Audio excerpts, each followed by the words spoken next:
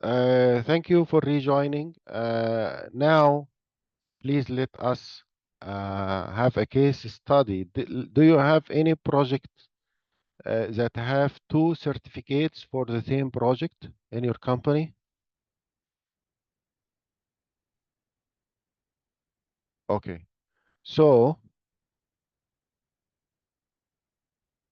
I can have, as I said, lead or lead BD plus C, BD plus C, and then go for what? For O plus M. This is one case. This number one. I can have lead. Uh, I can have lead O and M. O plus M. And then go for what? Expect. I want you to think with me. What you think? Where we go? Lead O plus M. Where we go after that? Can we go for back to lead BD plus C? No, it's already built. Okay, it's already built. So O plus M will go to any thought? Write in the chat box. In the chat box.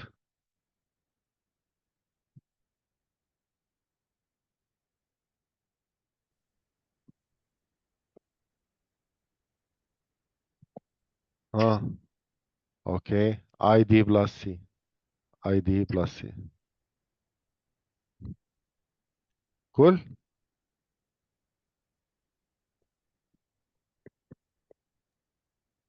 But another case, I can have three certificates. If I have one is core and shell, pre-certified core and shell. Core and shell. We call it CS, core and shell. Then after construction, I make certificate ID or interior design, ID plus C. Please, if someone opens the microphone for some noise, I hear some noise.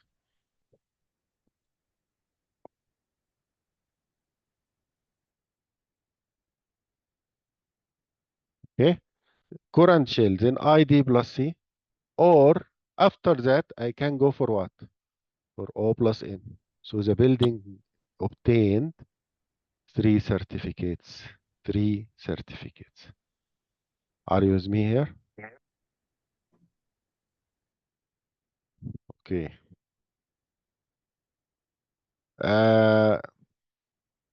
This is just like an example for how what building can obtain. As you can see here, BD plus C can go for O plus M during operation after 1 year of operation, the one I am deleting now.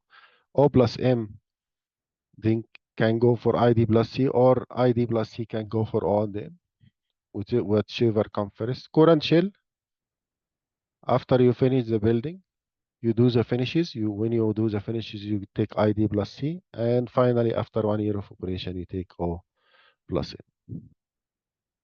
This all under LEED. That's why I find some engineers take different credentials. Also, some building can take different or many credentials he can obtain. Okay. All right. Some people did not come back. It means they are opening the computer and they are not in the table, because I see they are not here. Only 13 out of 18 before. 13. So 5 was out of the table now, or 4. Now 14. Okay, so we are here on the same slide. We stopped here. Let's continue. LEED certification process. LEED certification process. What is the process of LEED certification in a simple way? Then we will go in detailed way. When you have in your company a LEED project, you need first to initiate a communication with USGBC or GBCI, all through the website. Through the USGBC, you will start the project registration. Project registration. To register the project. Registering the project. It happened through the leadonline.com, starting registering the project. Of course, you should know what type of project you are registering in the system. Is it BD plus C? Is it O, and so on? The one we explained in the previous slides. Okay? Okay. After registering the project, we need to prepare the application. Prepare the application. Prepare the application. So once you prepare the application, what does it mean prepare the application? This is the subject of the whole course we are studying today. Lead Green Associate and Lead AP in next step. But first Lead Green Associate. And they are the same topics. Lead Green Associate and Lead AP speak about the lead requirement. But Lead GA take it in a simple way, the concept level, and Lead AP take it to the detailed level for the same requirements. So we're always repeating in Lead GA and Lead AP the same concepts. So preparing application might take years, which are the years or the life cycle of the project, design and construction. This preparing the application, it takes the design and construction. Then application. Always application can be submitted at the final application after construction and the certificate after construction. But you have application after design in most cases and final application after construction, and then you get the final certificate. After every application, there is a review process. And when they review, they will send you, you need to accept or appeal. You as a consultant or as a designer or as a contractor, you need to accept or appeal the result. Why? Because if you have any objection at any requirement or on any requirement they have reviewed and didn't give you the point, you can appeal. Do you know the appeal? So the appeal is an formal objection, and we'll explain it now. But you can accept also their judge, and if you accept, then you will go direct down here to certification, like certification, not denial, of course, to the certification, not the denial, because you have done a good effort and so on, collected the documents and so on. But if you have missed one credit and they did not give you the point, then you can appeal, and then you go to appeal review in 2 or 3 weeks. They will give you back the result after appeal review, the final result again. Any question here? Okay. Now we'll move to the next step or the first step of the process, which is project registration. Focus with me here because everyone or any one of you will work in LEED project. Either he will do it by himself or he should know what is going on. What is being done now, where we are in LEED. We are in a LEED project. So where we are now, what we are doing. So when you hear registered, you will know what your LEED coordinator's done and what you need also to prepare yourself because you are part of the process. Project registration, online application through leadonline.com. Easy? Yes. Just go to Lead Online. You need to enter some project information here. Project type, administrator contact name, because you are the one who will be in contact. So you need to enter your name. Project owner information, project details like scope, area. Area is very important here. Conditions of site, budget. The registration is done by the project administrator or lead administrator. Okay, so this is a question. Who will do the registration? The project administrator, the lead administrator. Is it the project manager? No, we say the project administrator. The administrator can be one of the project team. He can be architect, civil engineer, mechanical engineer, or project manager, or anyone of the project team who is able to register the project and know the process. We call him administrator. So what is the role of administrator? He will be the contact point between GPCI and the project team. He will be the focal point, the point of communication. So no project team can go and communicate immediately through lead online with GBCI, but they need to go through the project administrator before they or if they wanted to communicate with GBCI. Registration will take around $1,200, okay, for member companies and $1,500 for non-member companies. So someone will ask, what is the difference between member companies and non-member companies? How I will be a member? It's very easy. You need to go to also GBCI or usgbc.com and register your company. There is a registration or membership for companies for a different around 4 level. Uh, Starting from standard, and then silver, then gold, then platinum membership. So whatever membership level you want, then you will get, instead of paying $1,200, you will pay $1,500 for registering the project. And this not all the fees. This just initiation fees. You initiate the project and you pay the fees. So you just pay initial fees. The detailed fees will be during the design submission or before the design submission, where you ask them to review. So when you do design submission, you already know the area and so on. So there will be a fees, most probably for BD plus C, like building, single building, $0.75 per square meter, but it varies. It varies. If you have master plan, you will not pay, of course, $0.75 per square meter. You will submit area. You will communicate with them and submit the area, and then they will send you invoice through the coordinator of the USGBC. Okay. Of course, in every area in the world, like Middle East, when we was registering a project, we always communicate with some team of GBCI who are now in Dubai, I think.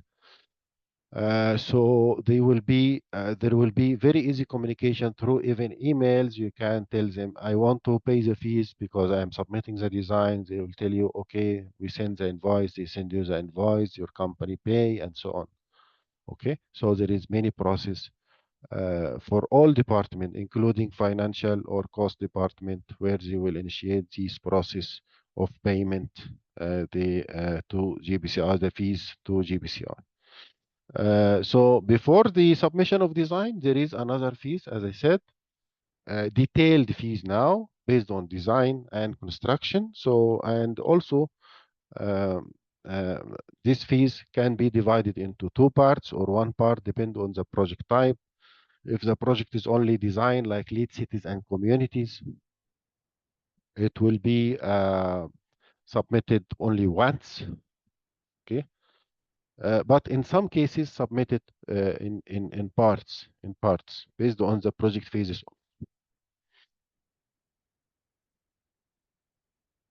In here, you don't need to know more about the fees here, just only the fees to be paid.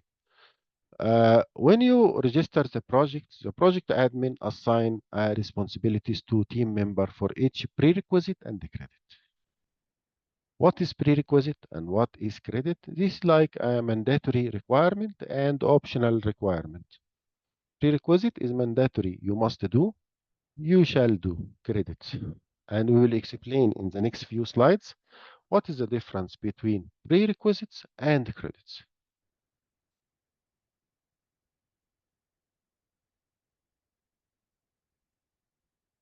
Team members complete credit templates or letters for which they are responsible. What is credit templates? So we go from one concept to another.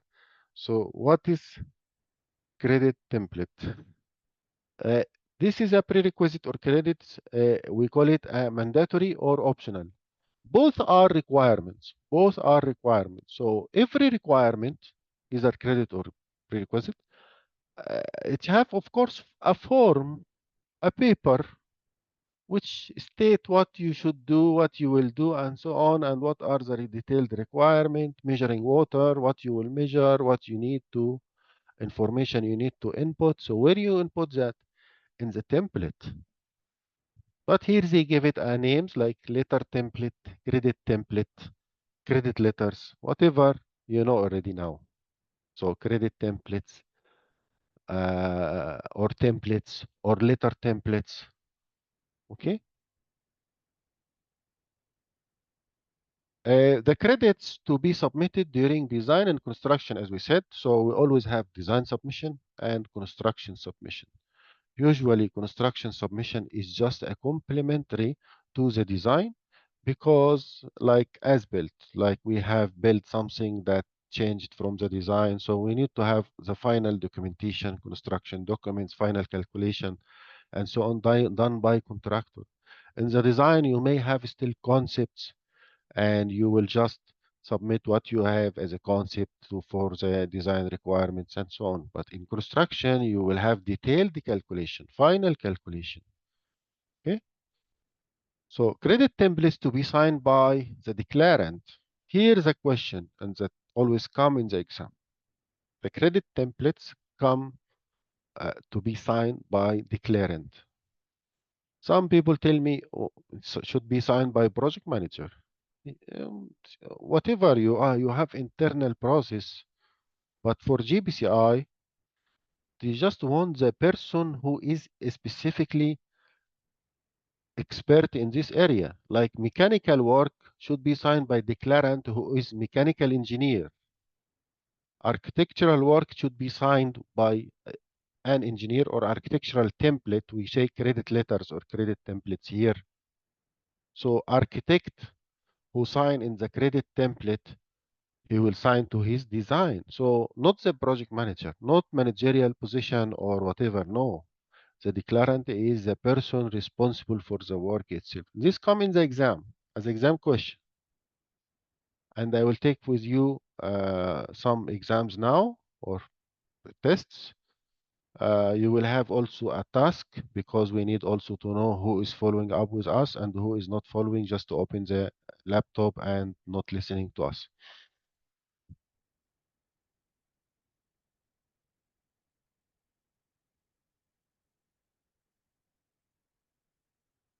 Lead online credit templates or credit letters.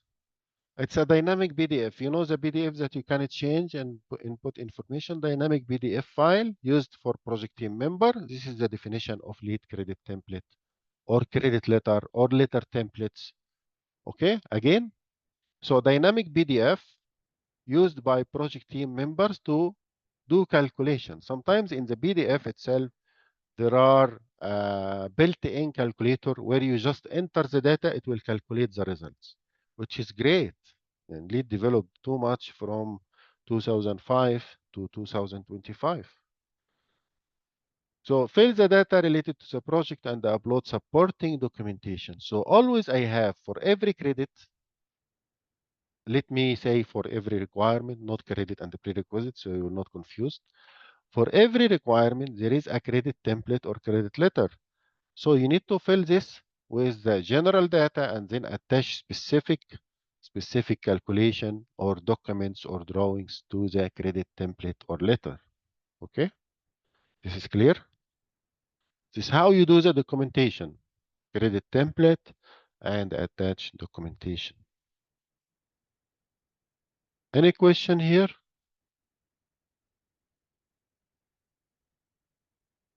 Okay, let's continue.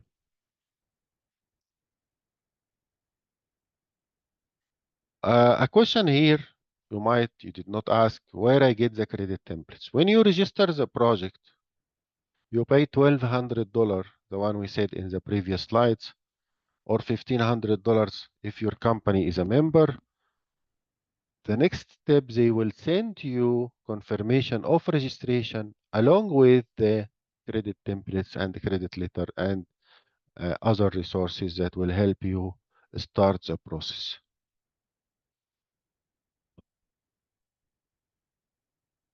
Now we'll go to the process of submission or certification. As we said, the application is divided into two, one here and one here. Split application, this is the one we speak about, like design and construction, then review for design and construction. Okay? Review for design and construction. When they review here, again, split application, meaning design, construction. This is the recommended process. Preliminary review, they will review based on the, let's say, design. Then they will say this credit is anticipated or denied or pending. What means anticipated, denied, or pending? When I am reviewing design, I cannot give you the credit and I say confirmed or awarded. No, I will say anticipated. If I agree with it as GPCI, I review your credit. I will say it's anticipated, meaning if you do during construction the same what you have done in the design, then it will be anticipated, will be changed to awarded.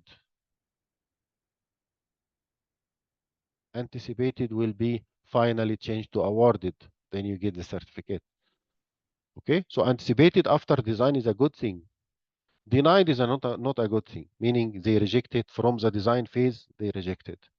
Pending, meaning GBCI asks some more information or clarification from yourself to provide. So you need to provide, you need to take an action here to complete the process of design application. Okay? So this we call it preliminary review. And after preliminary review, you will again review, or if some information like here pending, then you will reply. Response is you are the consultant, you will reply with your additional information. After that, the final review, which will happen during construction.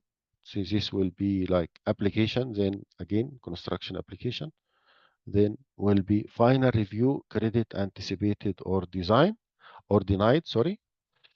Okay.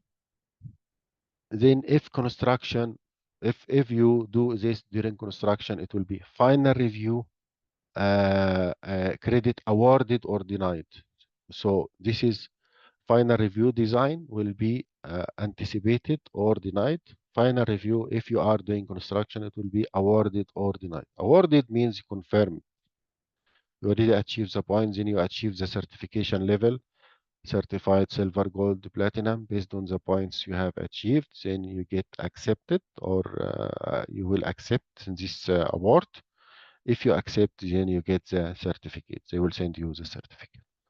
If you appeal, like what we said, appeal mean object, like some credits they did not award you, they denied, then you appeal and they will look at your appeal. In the appeal, you might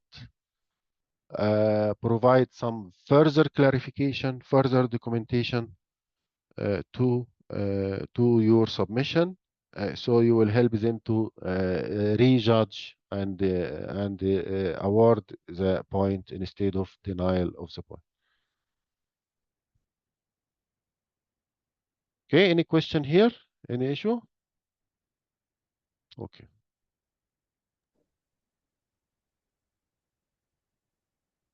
So this is a normal process, like you're having a third-party consultant who is reviewing your design and reviewing your construction in a simple way.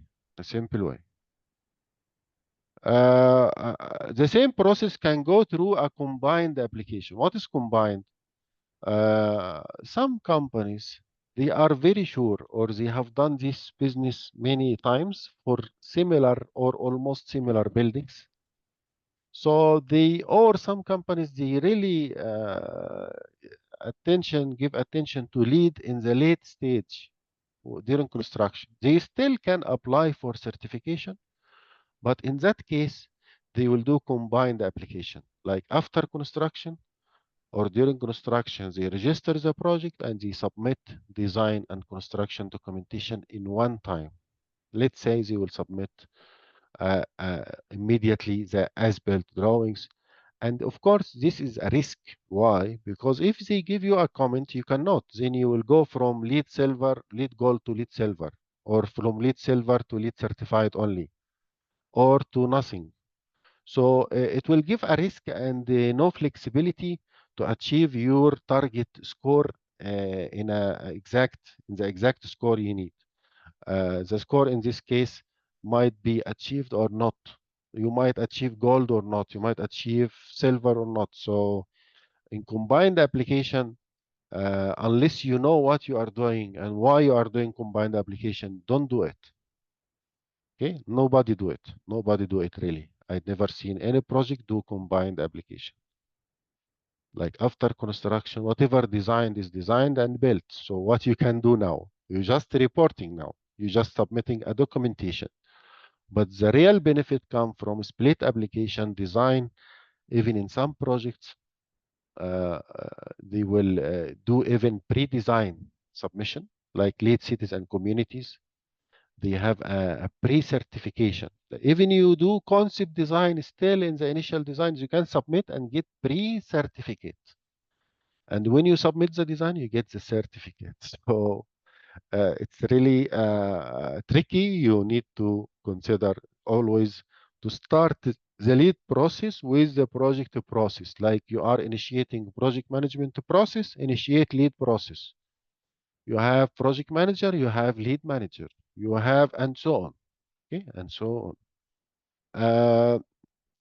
Lead also during design needs some coordination between the design team. So if you have a lead or a project, you should have within your team a lead coordinator that is managing this lead project coordination between the team and manage the certification process and also manage the credits and the number of points to be achieved. So he will communicate with every department if you of your consultancy the requirement needed from them and push in all ways. Okay, is it clear? What I say is very important for a practical experience. This is the process we know, but we need to know more. Here we'll go to another important part of LEED certification, which is LEED project scorecard. Sometimes you call it scorecard. Sometimes you call it checklist. Scorecard or checklist are two names to the same list that we can see now. It's a list of groups. We call it credit categories. Credit categories or LEED categories. Listen to me. This will answer many questions in the exam. LEED categories, credit categories, impact categories. Why impact? Impact means effect. These categories come to resolve impact of buildings on the environment. So we can say credit categories or impact categories.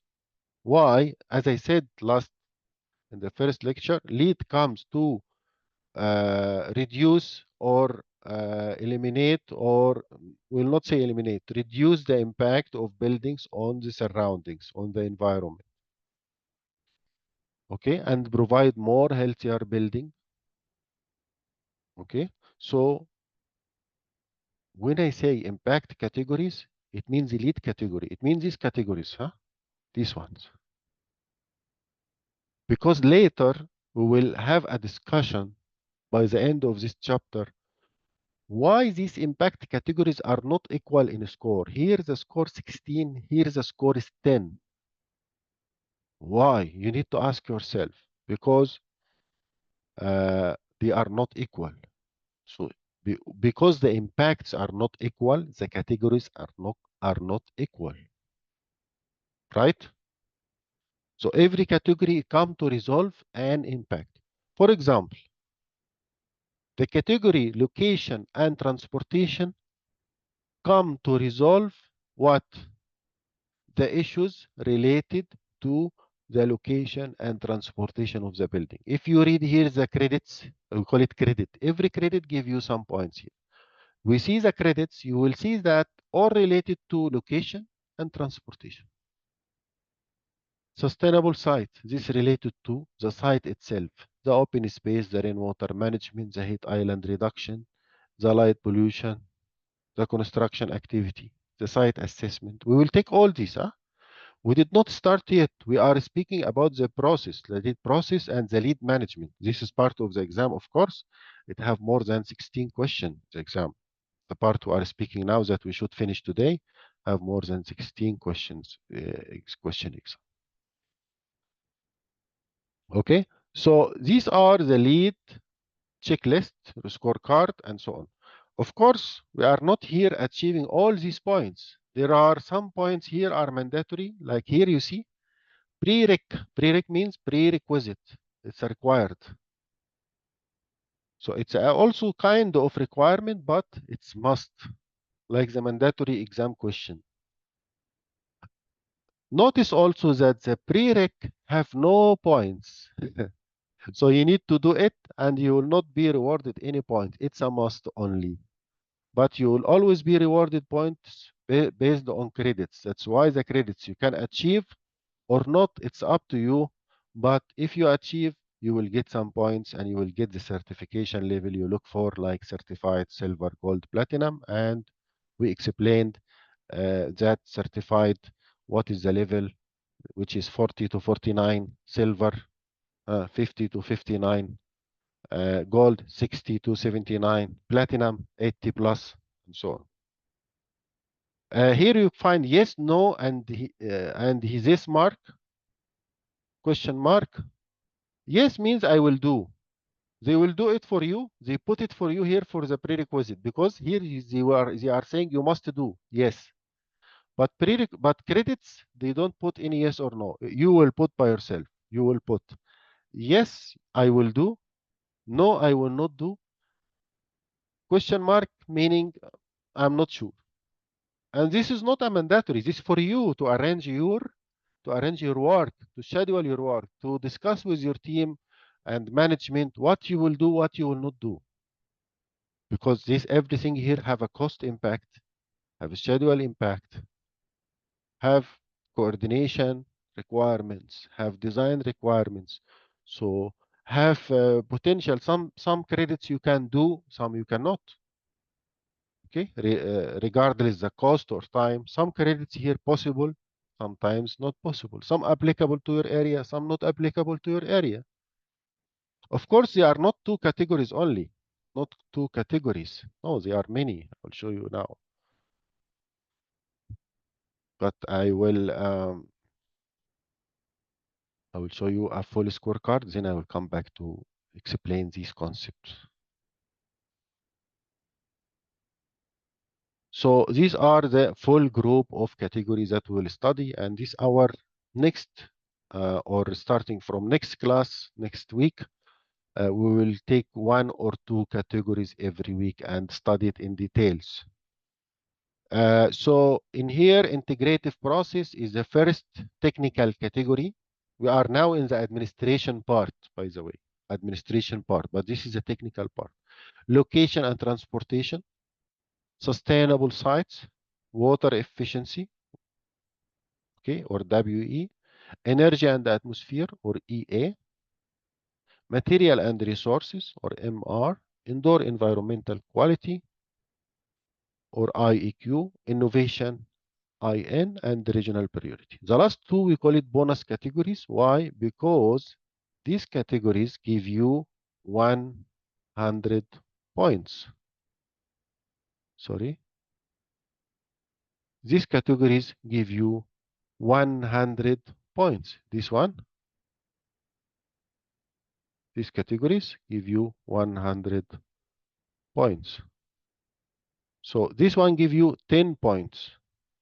So total is 110 out of 100. Is it good or bad? It's good, of course. They give you additional 10 points here in this part, in this part. In this part, it will give you 100 points only, this part only. So credit categories or credit or lead categories or impact categories are these. And this will study one by one in every class from now on. Okay.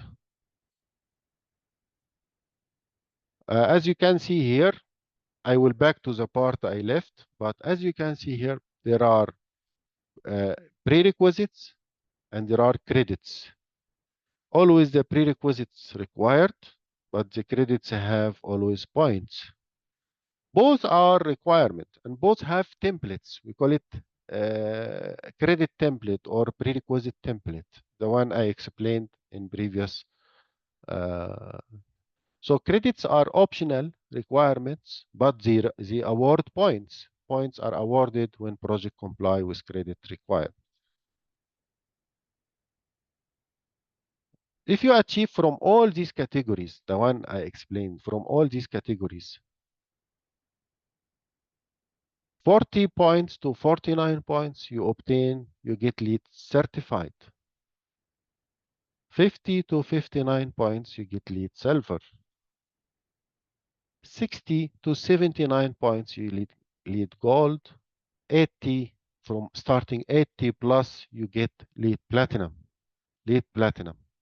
Remember this for the exam. You need to remember these numbers. So to summarize, I will get back to the parts I left. Don't worry. To summarize, the LEED rating system. This is the top here. The top of the hierarchy. Divided into credit categories. What are the credit categories? What are the LEED categories? What are the impact categories? Here, location, sustainable sites, and so on. Here, the complete list of credit categories. So credit categories, LEED categories, impact categories here. Categories are divided every category in prerequisites or credits. Some categories have no prerequisite, but all credits. Like what? Like this category. See? Location and transportation, all credits. Sustainable site have one prerequisite. Can you see? I will put for you the project checklist or LEED scorecard in the Google link today. So you can also print it and put it in your bag in your office. If you have LEED project, you can follow up the credits you have in your project. Prerequisites and the credits. So you need to satisfy mandatory requirement, which is the what? Mandatory requirement, the prerequisites. And earn some points, which are credits,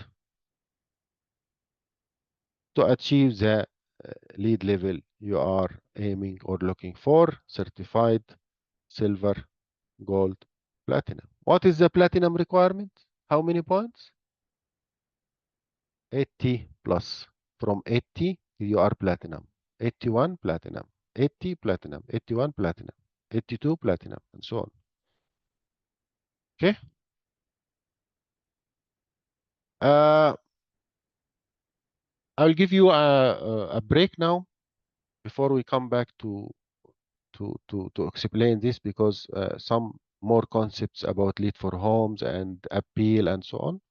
So we'll take a break around. We'll back 12:30 is good. 12. Yeah, 12:30, because I know the information are too much for you. Take a rest, take a break, drink your tea, and come back 12:30. Thank you very much.